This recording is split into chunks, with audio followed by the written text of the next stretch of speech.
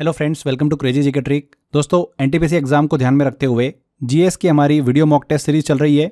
आज के इस वीडियो में हम 18वां मॉक टेस्ट लगाने वाले हैं। बहुत ही अच्छे लेवल का मॉक टेस्ट क्रिएट करा आपके लिए।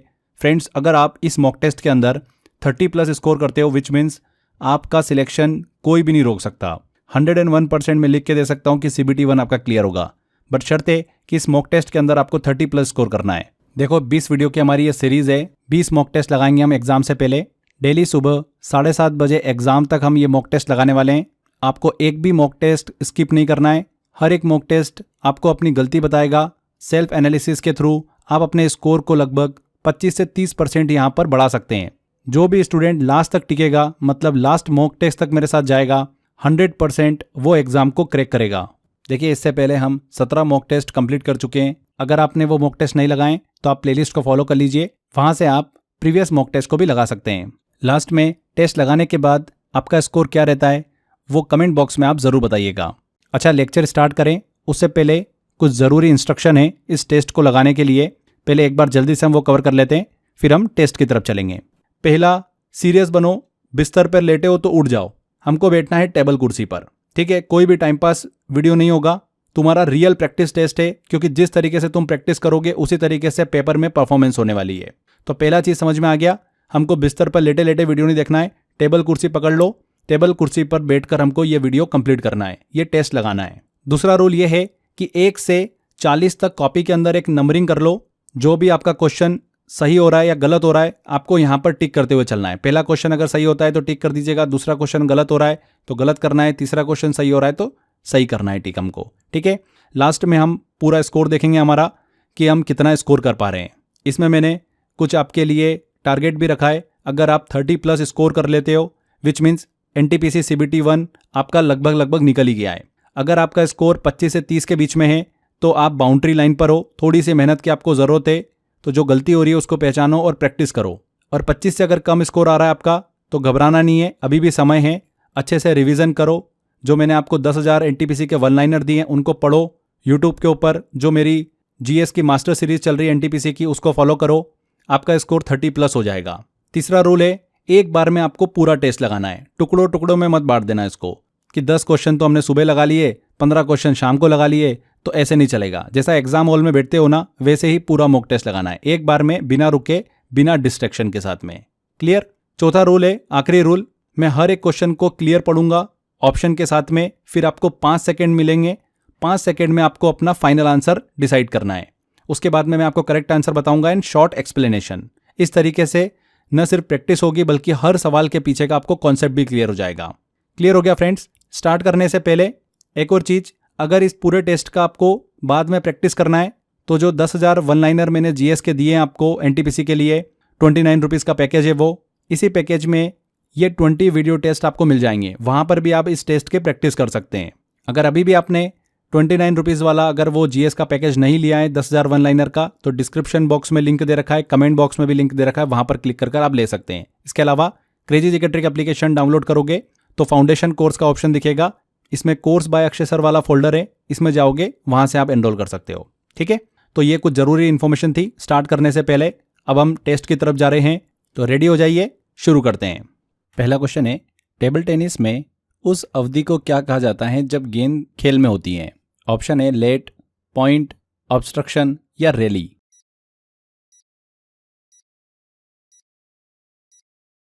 तो क्या कहा जाता है? रैली कहा जाता है। रैली वह समय होता है जब टेबल टेनिस में बॉल सर्व होने के बाद दोनों खिलाड़ियों के बीच बार बार हिट होती हैं। यहाँ पर लेट की बात हो रही है, तो जब सर्व में कोई रुकावट आती है तब लेट होता है। पॉइंट तब मिलता है जब रैली खत्म होती है। ऑब्स्ट्रक्शन का अर्थ होता है नियमों का उल्लंघन करना, बॉल को रोकना। तो यहाँ पर रैली करेक्ट है। अगला क्वेश्चन है, कृत्रिम किडनी के उपयोग से नाइट्रोजन युक्त अपशिष्ट को हटाने की प्रक्रिया क्या कहलाती है? हेमोडायलिसिस, ट्रांसप्लांटेशन, राइनोप्लास्टी या एंजियोग्राफ।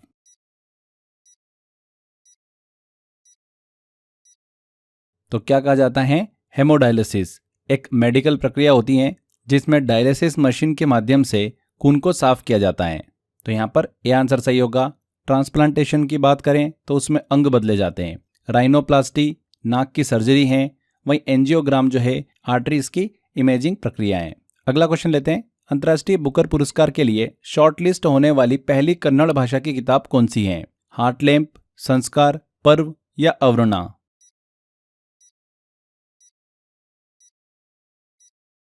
तो हार्टलैम्प कन्नड़ की पहली बुक है जिसे इंटरनेशनल बुकर प्राइज के लिए शॉर्टलिस्ट किया गया है।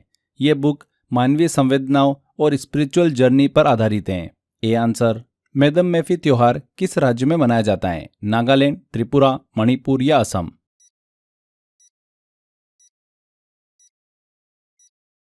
तो मैडम मेफी असम राज्य का फेस्टिवल है जिसे ताई अहोम समुदाय अपने पूर्वजों की पूजा के लिए मनाते हैं। ये एक कल्चरल और स्पिरिचुअल पर्व है, तो असम यहाँ पर करेक्ट होगा। पाचन तंत्र की जांच करने के लिए इस्तेमाल किया जाने वाला यंत्र कहलाता है? ऑसिलोस्कोप, माइक्रोस्कोप, एंडोस्कोप या रेडियोग्राफ?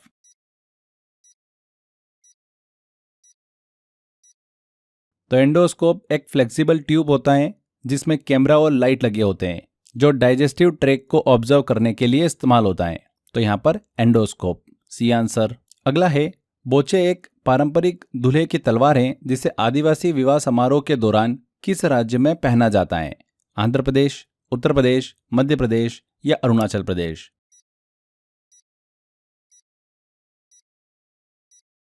तो बोचे एक सेरेमोनियल तलवार है जिसे अरुणाचल प्रदेश के ट्राइबल समुदायों में पारंपरिक शादी में पहना जाता है। यह केवल एक हथियार नहीं बल्कि ऑनर और ट्रेडिशन का प्रतीक माना जाता है। तो बोचे एक पारंपरिक दूल्हे की तलवार है जिसे आदिवासी विवाह समारोह के दौरान कहां पर पहनते हैं? अरुणाचल प्रदेश में। 2024 world press photo of the year award किस देश के फोटोग्राफर को मिला है? यूक्रेन, फिलीपींस, फिलिस्तीन या सऊदी अरब?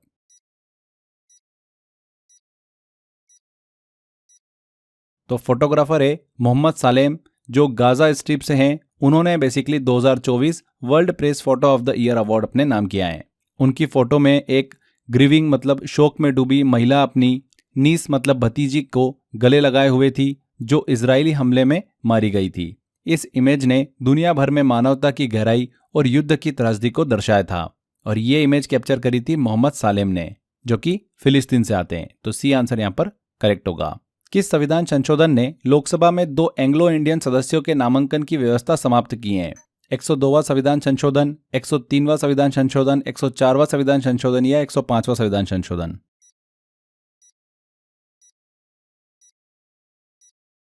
तो 104 कॉन्स्टिट्यूशनल अमेंडमेंट एक्ट 2019 में पारित हुआ और जनवरी 2020 से लागू हुआ। इसने आर्टिकल 334 को संशोधित किया है। अब प्रेसिडेंट को एंग्लो इंडियंस को लोकसभा में नॉमिनेट करने का अधिकार नहीं है।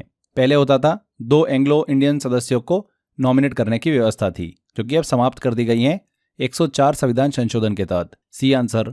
ब्रिटिश पत्रकार H.W. नेविन्सन किस आंदोलन से जुड़े थे? चंपारण सत्याग्रह, स्वदेशी आंदोलन, नमक सत्याग्रह या भारत छोड़ो आंदोलन?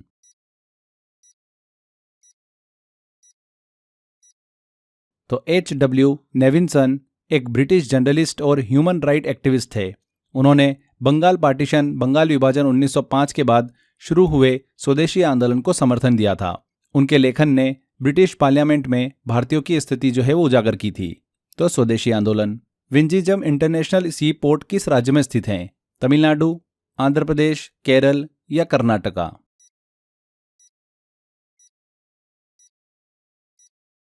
तो विंजिंजम पोर्ट एक डीप वाटर मल्टीपर्पस समुद्री बंदरगाह है, सी पोर्ट है। यह केरला के तिरुवनंतपुरम में स्थित है। कहां पर? केरल। सी आंसर सही होगा। स्ट्रेटेजिक लोकेशन के कारण ये जो पोर्ट है इंटरनेशनल शिपिंग रूट के बिल्कुल नजदीक है। किसके द्वारा विकसित किया गया? Develop by Adani group. अगले क्वेश्चन की तरफ चलते हैं। VoIP का पूर्ण रूप क्या है? ऑप्शन है voice over internet protocol, voice over internet work protocol, video over internet protocol या वीडियो ऑन इंटरनेट प्रोटोकॉल?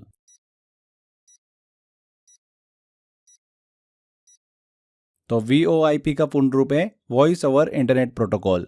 एक कम्युनिकेशन टेक्नोलॉजी है जो इंटरनेट की मदद से वॉइस कॉल को ट्रांसमिट करती हैं। यह ट्रेडिशनल टेलीफोन सिस्टम को रिप्लेस करती हैं। व्हाट्सएप, स्काइप, जूम जैसी एप्स VoIP का इस्तेमाल करती हैं। तो voice over internet protocol A answer. इनमें से कौन इलेक्ट्रिसिटी का बहुत अच्छा चालक है, गुड कंडक्टर है? माइका, बेकेलाइट, ग्रेफाइट या शुष्क वायु, ड्राई एयर?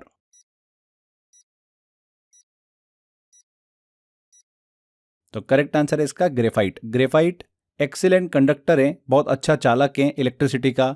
ये कार्बन का एक एलोट्रोप है जिसमें एक इलेक्ट्रॉन फ्री होता है जो इलेक्ट्रिक करंट को कैरी करता है। इसका उपयोग बैटरीज, इलेक्ट्रोड्स और इलेक्ट्रिकल ब्रशेस में होता है। माइका, बेकेलाइट और ड्राई एयर जो है ये इंसुलेटर हैं, चालक नहीं होते हैं। तो सी आंसर। स्टीव स्मिथ जिन्होंने ओडीआई से संन्यास लिया किस देश के खिलाड़ी हैं? ऑस्ट्रेलिया, दक्षिण अफ्रीका, इंग्लैंड या न्यूजीलैंड?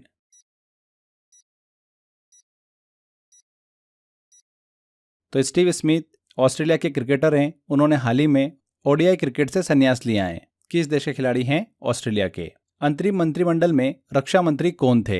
एच.सी. भाभा, जॉन मथाई, आसफ अली या सरदार बलदेव सिंह?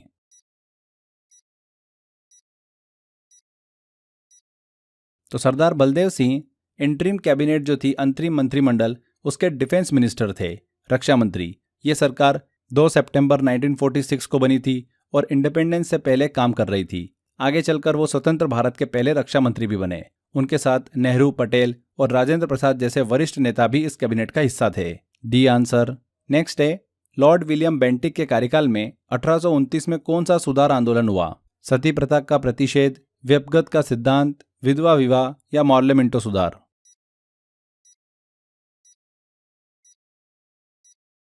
तो साल 1829 में लॉर्ड विलियम बेंटिक ने एक ऐतिहासिक सामाजिक सुधार किया था जो कि था सती प्रथा पर प्रतिबंध, प्रोहिबिशन ऑफ सती। सती प्रथा में विधवा महिलाओं को पति की चिता में जिंदा जलाया जाता था। इस अमानवीय प्रथा के खिलाफ राजा राम मोहन राय ने जोरदार आंदोलन चलाया था। उनकी पहल और दबाव के चलते लॉर्ड बेंटिक ने बंगाल प्रेसिडेंसी में इसे कानून रूप से प्रतिबंधित कर दिया। इसके लिए सती निषेध अधिनियम 1829 लागू किया गया। तो यहाँ पर सती प्रथा का प्रतिषेध, ए आंसर यहाँ पर करेक्ट होगा। अगला है, कांगेर घाटी राष्ट्रीय उद्यान किस राज्य में स्थित है? मध्य प्रदेश, झारखंड, छत्तीसगढ़ या ओडिशा?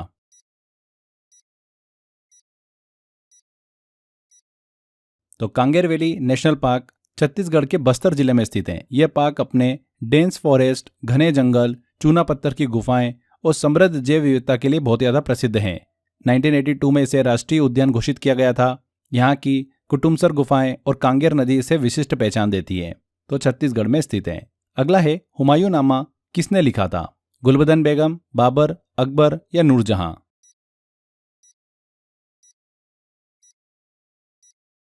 तो हुमायूं नामा एक ऐतिहासिक जीवनी है जो गुलबदन बेगम द्वारा लिखी गई थी।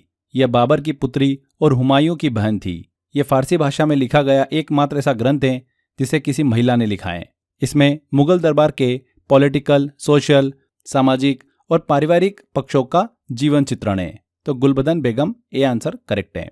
भारतीय संविधान में राष्ट्रपति द्वारा राज्यसभा में सदस्यों के नामांकन की व्यवस्था किस देश से ली गई है? अमेरिका, आयरलैंड, कनाडा या ऑस्ट्रेलिया?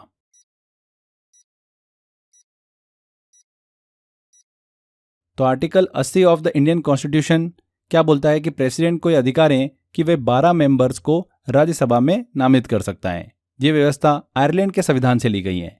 इन सदस्यों को आर्ट, लिटरेचर, साइंस और सोशल सर्विस के क्षेत्रों में विशेष योगदान के आधार पर नामित किया जाता है। तो आयरलैंड, बी आंसर। ईमेल का पूर्ण रूप क्या है? एफिशिएंट मेल, इलेक्ट्रॉनिक मेल, इलेक्ट्रोमेल या एक्सप्रेस मेल?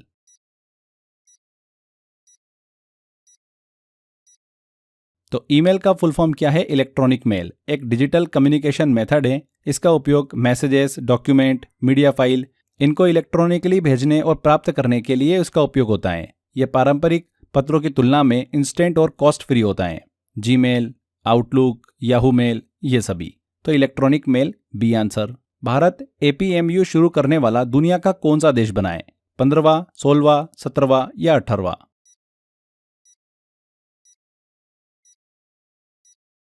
तो भारत हाल ही में 17th कंट्री बन गया है जिसने एथलीट पासपोर्ट मैनेजमेंट यूनिट एपीएमयू स्थापित की है। ये नेशनल एंटी डोपिंग एजेंसी नाडा इंडिया की एक इनिशिएटिव पहल है।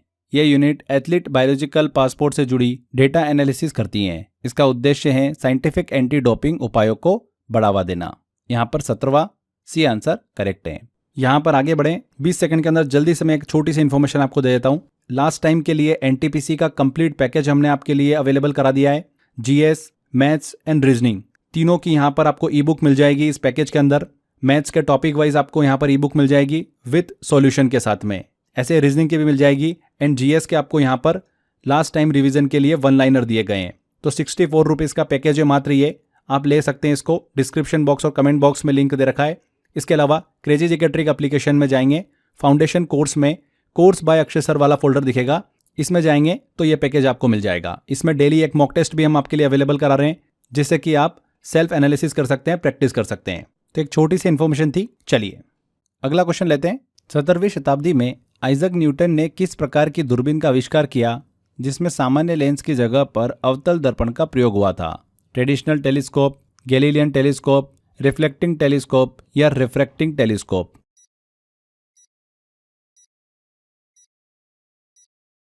तो आइजक न्यूटन ने 1668 में एक खास तरीके की टेलीस्कोप बनाई थी जिसे कहते हैं रिफ्लेक्टिंग टेलीस्कोप। इसमें उन्होंने कॉन्केव मिरर का इस्तेमाल किया जो लाइट को रिफ्लेक्ट मतलब परावर्तित करके एक जगह पर इकट्ठा करता है। इससे इमेज ज़्यादा साफ और तेज मिलती थी। पहले की जो टेलीस्कोप होते थे उनमें जो कलर डिस्टॉर्शन होता था उसकी प्रॉब्लम थी, जो कि इस आविष्कार के बाद नहीं रही। तो यहाँ पर reflecting telescope C answer. Bharat की पहली semi high speed train Vande Bharat express किन 2 शहरों के बीच चलती हैं? पुरी और हावड़ा जंक्शन, अहमदाबाद और मुंबई सेंट्रल, नई दिल्ली और वाराणसी जंक्शन या हजरत निजामुद्दीन और झांसी जंक्शन?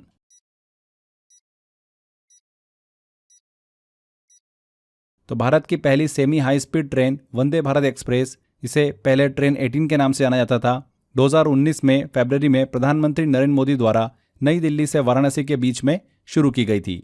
ये ट्रेन भारत में मेक इन इंडिया पहल के तहत बनाई गई। इसकी अधिकतम स्पीड करीब 180 किलोमीटर प्रति घंटा तक है, लेकिन ऑपरेशन के लिए लगभग 130 से 160 किलोमीटर प्रति घंटे से चलती है। तो यहाँ पर नई दिल्ली और वाराणसी जंक्शन। श्री ब्रह्मपुरेश्वर मंदिर भारत के किस राज्य में स्थित है? आंध्र प्रदेश, तमिलनाडु, राजस्थान या मणिपुर?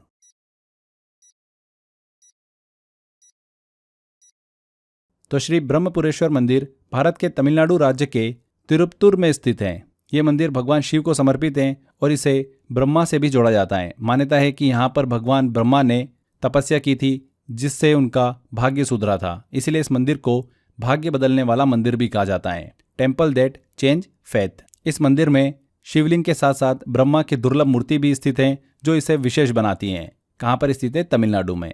अगला क्वेश्चन है, हाल ही में 3rd साबा वुमेन बास्केटबॉल चैंपियनशिप 2025 का खिताब किस देश ने जीता है? श्रीलंका, बांग्लादेश, मालदीव या भारत?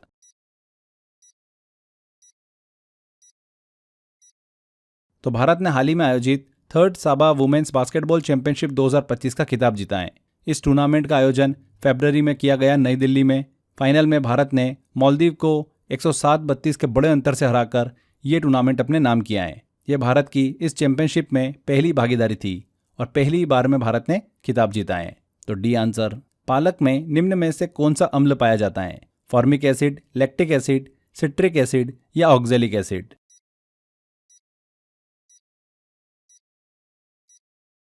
तो स्पिनिच, पालक और कुछ जो पत्तेदार वेजिटेबल्स होती है उनमें ऑक्जेलिक एसिड पाया जाता है। कौन सा? Oxalic acid. अच्छा, ये जो एसिड है ऑक्जेलिक एसिड, ये कैल्शियम के साथ मिलकर कैल्शियम ऑक्जेलेट बना सकता है, जो अधिक मात्रा में अगर शरीर में पाया जाए तो किडनी स्टोन भी बना सकता है। इसलिए पालक फायदेमंद तो है लेकिन संतुलित मात्रा में खाना चाहिए, नहीं तो किडनी स्टोन का कारण भी बन सकता है। अगला क्वेश्चन लेते हैं। भारतीय संविधान के आर्टिकल 32 को संविधान की आत्मा और हृदय किसने कहा था? एम.वी. पायली, बी.आर. अम्बेडकर, जवाहरलाल नेहरू या सच्चिदानंद सिन्हा?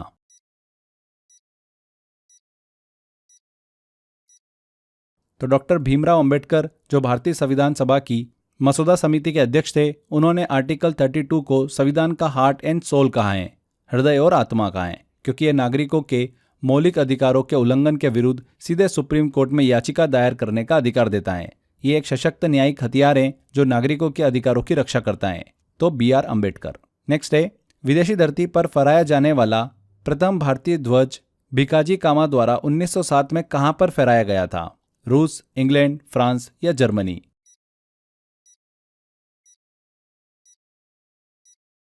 तो भिकाजी कामा ने 1907 में जर्मनी के स्टुटगार्ट शहर में आयोजित अंतर्राष्ट्रीय समाजवादी सम्मेलन में पहली बार भारतीय ध्वज को विदेशी धरती पर फहराया था। कहां पर? जर्मनी में। यह भारत की आज़ादी के समर्थन और ब्रिटिश शासन के विरोध में एक ऐतिहासिक प्रतीकात्मक कार्य था। यह ध्वज आगे चलकर भारतीय राष्ट्रीय ध्वज के विकास की प्रेरणा बना। तो जर्मनी। भोजन और ऊर्जा की कमी से होने वाली गंभीर कुपोषण की बीमारी कौन सी है? क्वाशियोरकर, अपक्षय, सूखा रोग या मनोभ्रंश?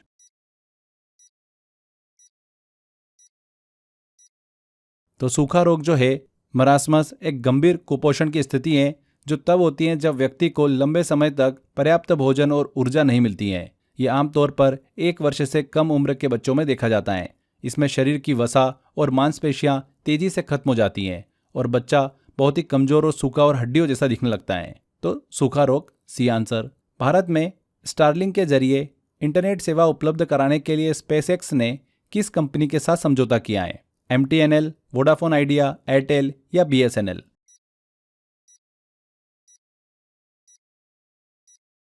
तो स्पेसएक्स की स्टारलिंक ने भारत में अपनी सैटेलाइट इंटरनेट सेवा शुरू करने के लिए भारतीय एयरटेल के साथ एक समझौता किया है। ये समझौता मार्च 2025 में हुआ था। ये भारत में स्टारलिंक की पहली आधिकारिक साझेदारी है। इस सहयोग के तहत एयरटेल और स्पेसएक्स मिलकर स्टारलिंक के उपकरणों को एयरटेल के रिटेल स्टोर के माध्यम से उपलब्ध कराने और व्यावसायिक ग्राहकों को सेवाएं प्रदान करने की योजना बना रहे हैं। बेसिकली ये साझेदारी भारत के दूर दराज और ग्रामीण क्षेत्रों में उच्च गति की ब्रॉडबैंड सेवा पहुंचाने में मदद करेगी। तो एयरटेल करेक्ट होगा। अगला है 2011 की अंतिम जनगणना के अनुसार भारत में जनसंख्या घनत्व कितना था? पॉपुलेशन डेंसिटी कितनी थी? 325, 352, 372 या 382?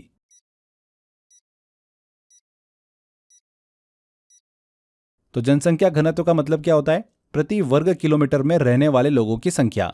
2011 की जनगणना की बात करें तो उसके अनुसार भारत की जनसंख्या घनत्व कितना रहा था? 382 प्रति वर्ग किलोमीटर।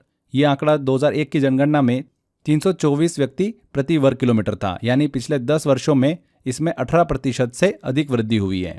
तो यहाँ पर 382 पॉपुलेशन डेंसिटी 2011 की जनगणना के अनुसार। D answer. निम्नलिखित में से कौन सा कथन नेताजी सुभाष चंद्र बोस से संबंधित नहीं है? उन्हें निर्वासित करके मांडले भेजा गया था, उन्होंने आज़ाद हिंद फौज की स्थापना की थी, वह संविधान की मसौदा समिति के सदस्य थे और उन्होंने असहयोग आंदोलन 1921 में भाग लिया था।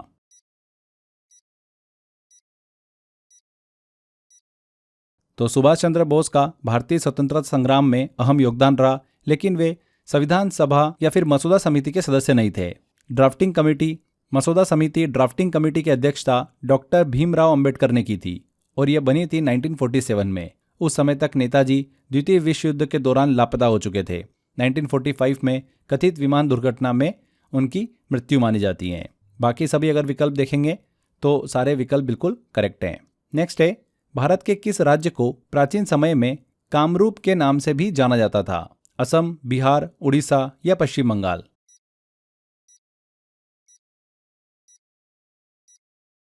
तो कामरूप भारत के पूर्वोत्तर क्षेत्र में स्थित एक प्राचीन राज्य था जिसे आज के समय में असम के नाम से जाना जाता है। यह क्षेत्र गुप्त काल में भी प्रसिद्ध था और इसका वर्णन कई प्राचीन ग्रंथों और शिलालेखों में मिलता है। कामरूप की राजधानी प्राग ज्योतिषपुर थी, जो वर्तमान में गुवाहाटी है।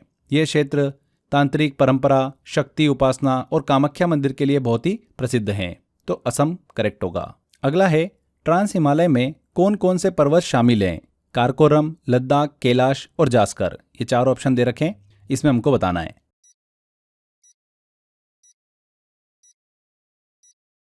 तो ट्रांस हिमालय, जिसे कभी कभी तिब्बती हिमालय भी कहा जाता है, मुख्य हिमालय रेंज के उत्तर में स्थित पर्वत श्रृंखलाओं का समूह है।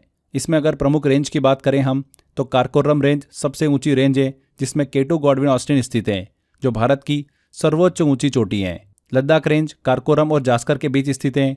कैलाश रेंज की बात करें तो पवित्र कैलाश पर्वत इसी में आता है। एंड जास्कर रेंज लद्दाख के दक्षिण में स्थित हिमाचल और लद्दाख में फैली है। तो कौन कौन से पर्वत शामिल हैं? कारकोरम, लद्दाख, कैलाश और जास्कर, चारों। तो 1, 2, 3, 4 डी आंसर। किस वर्ष रामलीला को यूनेस्को की मानवता की अमूर्त सांस्कृतिक धरोहर की प्रतिनिधि सूची में शामिल किया गया था? 2010, 2008, 2006 या 2012?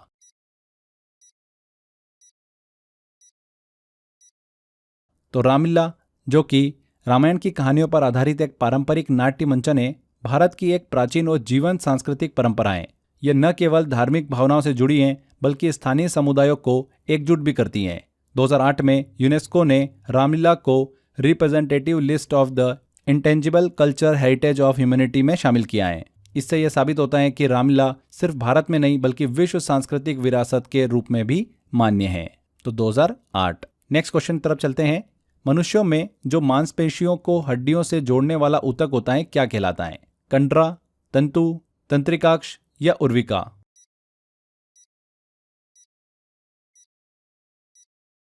तो हमारे शरीर में कंडरा मतलब टेंडन वह टिश्यू होता है जो मांसपेशियों को हड्डियों से जोड़ता है, मसल को बोन से जोड़ता है। ये साफ, मजबूत और लचीले कनेक्टिव टिश्यू होते हैं।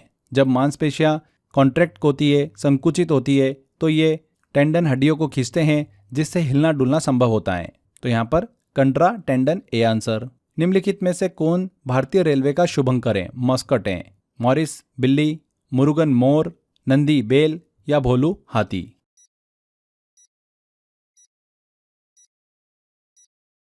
तो भोलू हाथी भारतीय रेलवे का आधिकारिक मस्कट है, शुभंकर है। इसे 2002 में भारतीय रेलवे की 150वीं वर्षगांठ के मौके पर पेश किया गया था। भोलू की टोपी और लालटेन यह दर्शाता है कि वह रेलवे का सच्चा कर्मचारी है जो सुरक्षा और मार्गदर्शन देता है। तो डी आंसर। हमारी मांसपेशियों में अधिक ऑक्सीजन की आपूर्ति के लिए निम्नलिखित में से कौन सा हार्मोन हृदय की गति को बढ़ा देता है? इंसुलिन, एनिमल हार्मोन, थायरॉक्सिन या एड्रेनलाइन?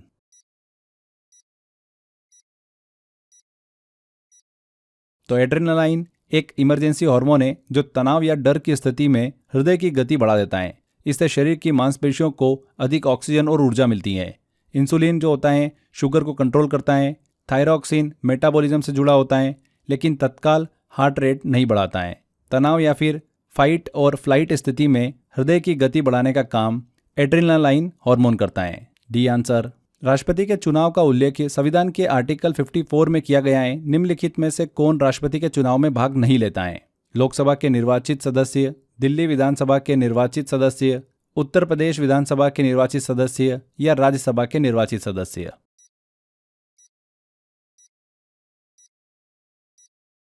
तो आर्टिकल 54 के अनुसार भारत के राष्ट्रपति का चुनाव एक निर्वाचक मंडल के द्वारा किया जाता है जिसमें शामिल होते हैं लोकसभा और राज्यसभा के निर्वाचित सदस्य, राज्यों और केंद्र शासित प्रदेशों की विधानसभाओं के निर्वाचित सदस्य।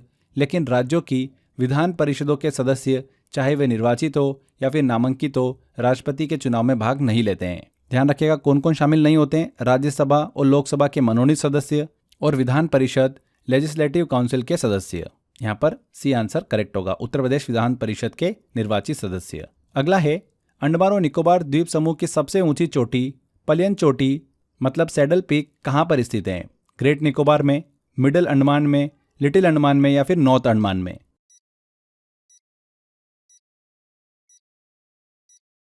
तो सैडल पीक या फिर पलियन चोटी अंडमान और निकोबार द्वीप समूह की सबसे ऊंची चोटी है। ये चोटी नॉर्थ अंडमान द्वीप पर स्थित है। इसकी ऊंचाई लगभग 732 मीटर है। यह सैडल पीक नेशनल पार्क के अंतर्गत आता है और ट्रैकिंग और जैव विविधता के लिए प्रसिद्ध है। तो नॉर्थ अंडमान। महिला उद्यमियों को बिना गारंटी लोन देने के लिए अस्मिता लोन योजना किसके द्वारा लाई गई है? भारतीय रिजर्व बैंक, नाबार्ड, भारतीय स्टेट बैंक या वित्त मंत्रालय?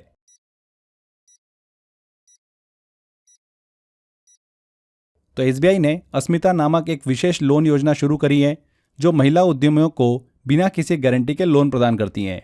इस योजना का उद्देश्य महिलाओं को कम ब्याज दरों पर तेजी से और आसान फाइनेंस प्रदान करना है ताकि वे अपने व्यवसाय को बढ़ा सके। तो ये 40 क्वेश्चन हमारे यहाँ पर कंप्लीट होते हैं। आई होप आपने ज़्यादा से ज़्यादा क्वेश्चन बिल्कुल सही करे होंगे।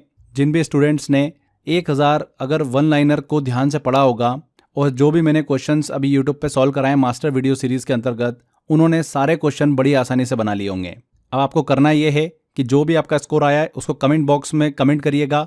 पता चलेगा इससे कि आपका स्कोर क्या चल रहा है और अपने साथ ईमानदार रहिएगा। जो भी आपका फाइनल स्कोर है वही कमेंट करिएगा जिससे आप नेक्स्ट टाइम अपने स्कोर को इम्प्रूव कर सके। अपनी गलती को पहचानो, एनालिसिस करो कि कौन सा पार्ट आपका वीक है, उसको रिवाइज करो एंड ये चीज़ें आपकी एग्ज़ाम में काम आएगी। आपके एग्ज़ाम के स्कोर को 25 से 30% बढ़ाएगी। एनटीपीसी को लेकर 20 वीडियो मॉक टेस्ट मैं आपके लिए लेकर आने वाला हूँ यूट्यूब पर। बेटर होगा कि आप अपनी प्रिपरेशन को अच्छा रखें। एनटीपीसी के लिए अगर जीएस को लेकर अगर आप प्रॉब्लम फेस कर रहे हैं तो जीएस का मैंने बहुत अच्छा सॉल्यूशन बना रखा है आपके लिए। देखिए आपके पास ऑप्शन अवेलेबल है। मैंने आपको जीएस के लिए फ्रेंड्स 10,000 वन लाइनर दे रखे हैं, उनको अच्छे से पढ़ लीजिए। प्रीवियस ईयर क्वेश्चन भी है और ऐसे क्वेश्चन भी है जो एग्जाम के अंदर पूछे जा सकते हैं। बहुत ही सिस्टमेटिक तरीके से मैंने उसको आपके लिए प्लान कर रखा है। इसके अलावा जो हम ये 20 वीडियो मॉक टेस्ट लगाने वाले हैं इनकी आप प्रैक्टिस कर सकते हैं। ये भी मैंने इसी पैकेज में जो अपना 10,000 वन लाइनर वाला पैकेज है जीएस का, इसी में मॉक टेस्ट डाल दिए हैं। आप इसकी वहाँ पर प्रैक्टिस भी कर सकते हैं। तो अलग से आपको कहीं पे भी जाने की ज़रूरत नहीं है। 10,000 जीएस के वन लाइनर वाला पैकेज ले लो। 29 रुपीज़ प्राइस है इसकी मात्र। प्रिंट आउट ले लेना, 30-40 रुपये में प्रिंट आउट निकल जाएगा आपका। अच्छे से रिवीजन करते रहो। कहाँ से लोगे आप ये? तो डिस्क्रिप्शन बॉक्स और कमेंट बॉक्स में लिंक दे रखा है, यहाँ से भी आप इस पैकेज को ले सकते हो। इसके अलावा crazy GK trick application download करोगे, वहाँ पर फाउंडेशन कोर्स वाला एक फोल्डर है, जिसमें जाओगे तो कोर्स बाय अक्षय सर वाला फोल्डर दिखेगा, इसमें आपको मिल जाएगा। ऊपर ही ऊपर ऑप्शन दे रखा है, वहाँ पर आप क्लिक कर इसको एनरोल कर सकते हैं। तो आज के सेशन में फ्रेंड्स इतना ही। वीडियो अगर अच्छा लगा है, मेहनत अच्छी लगी है तो वीडियो को लाइक ज़रूर कर दीजिएगा, शेयर जरूर कर दीजिएगा, एंड कमेंट करके ज़रूर बताइएगा कि वीडियो कैसा लगा। अगर अभी तक आपने चैनल को सब्सक्राइब नहीं कराएं तो सब्सक्राइब कर लीजिए। मिलते हैं अगले वीडियो में। Till then, bye bye.